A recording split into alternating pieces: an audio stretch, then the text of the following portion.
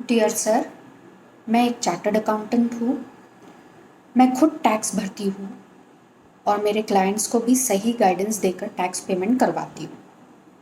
ठीक है, मैं आपकी तरह एक्सपीरियंस नहीं हूँ, इंटेलिजेंट भी नहीं हूँ, बट क्या मैं जान सकती हूँ कि हम इतने गरीब हो गए हैं कि अगर हम दारू नहीं बेचेंगे तो हम भूखे मर जाएंगे?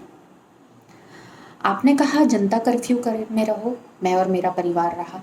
आपने कहा लॉकडाउन के सारे रूल्स पालन करो, मैंने और मेरे पूरे एक्सटेंडेड परिवार ने इसका पालन किया, अच्छी तरह पालन किया, स्ट्रिक्टली पालन किया। इनफैक्ट मेरी 2 छोटी बेटियां एज 9 साल और 7 साल मेरे मायके में पिछले 50 दिन से फंसी हुई है, रो रही है, अपने मम्मी पापा के पास आना चाहती है, बट हम आपके बताए सारे लॉकडाउन के रूल्स का पालन कर रहे हैं। आज मैं आपसे पूछना चाहती हूँ, why it is important to open liquor shops? क्योंकि मुझे लिकर शॉप्स खोलने के बाद के फॉलोइंग इम्पैक्ट्स ही समझ आते हैं। मेरे घर से 500 मीटर की दूरी पर एक दारू दुकान है। मैं आज सुबह से वहाँ भीड़ देख रही हूँ, जिसमें कोई सोशल डिस्टेंसिंग नहीं है, मास्क नहीं पहने हैं। इतनी भीड़ तो मैंने राशन की दुकान पर भी नहीं देखी पिछले 50 दिनों में, जितनी आज मैंने वहाँ देखी। मेरे यहाँ की सर्वेंट, जिसके लिए आपने अपील की थी, उनकी सैलरी ना काटी जाए। And let me tell you, पिछले 50 दिन से मेरा ऑफिस बंद है, just to follow the lockdown rules.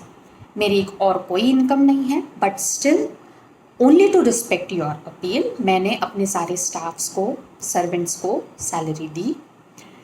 मेरी मेड आज आके मुझे बताती है कि मैडम, मेरे हस्बैंड ने घर के सारे पैसे ले जाके दारू दुकान से दारू खरीद के ले आया है, अब वो दारू पी रहा है, अब वो हमसे मारपीट भी करेगा। और बात अब ये हो गई है कि हमने जो पैसे बचा बचा के रखे थे कि हम राशन खरीदेंगे, सब्जी खरीदेंगे, अब हमारे पास में पैसे भी नहीं बचे हैं, तो आप हमारी प्लीज़ मदद कीजिए। सर, क्या मैं फिर से उनकी मदद करूं ताकि मैं फिर से उन्हें पैसा दूं और उसका पति जाके दारू खरीदे? जब पिछले 50 दिनों से उसे दारू नहीं मिली थी तो क्या वो मर गया था? क्या दारू इतनी एसेंशियल है? कुछ लफंगे लड़के दारू दुकान से गांजा खरीदकर मेरे घर के नीचे आके बैठे, हुड़दंग मचा रहे थे।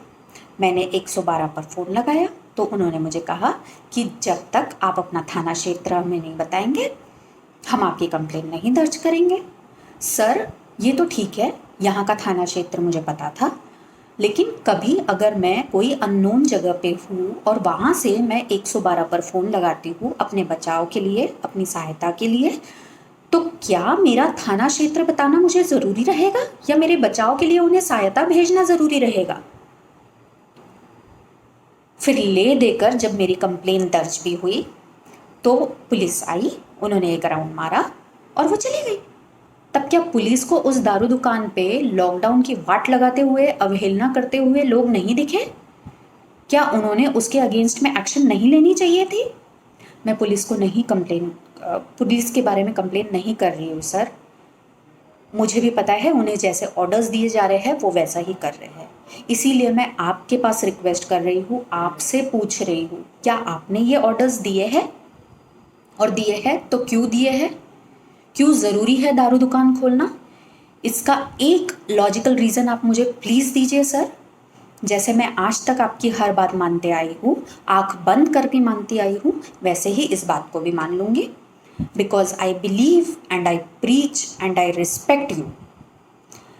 मैं यही मानती हूँ कि आप जो भी करने के लिए कहते हो उसके पीछे कुछ ना कुछ रीज़न होता है, चाहे वो एक्सप्लिसिटली हमें दिखे या नहीं दिखे, परंतु उसके पीछे हमारे बेनिफिट्स का ही कोई रीज़न होता है। इसीलिए आंख बंद करके आप जो कहते हैं मैं वो करती आई हूँ और आगे भी करती रहूँगी।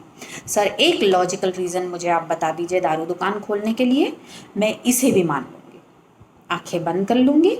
लोग जो वहाँ लॉकडाउन की वाट लगा रहे हैं, अवहेलना कर रहे हैं, मैं उसे भी नज़रअंदाज कर दूँगी और मैं ये मान लूँगी कि दारू दुकान पे कोरोना वायरस नहीं फैलता है। आज मुझे एक रिस्पॉन्सिबल सिटीज़न होने के नाते आपकी हर बात मानने के नाते मैं ये चाहती हूँ कि आप भी इस चीज़ का मुझे answer they. Thank you very much sir.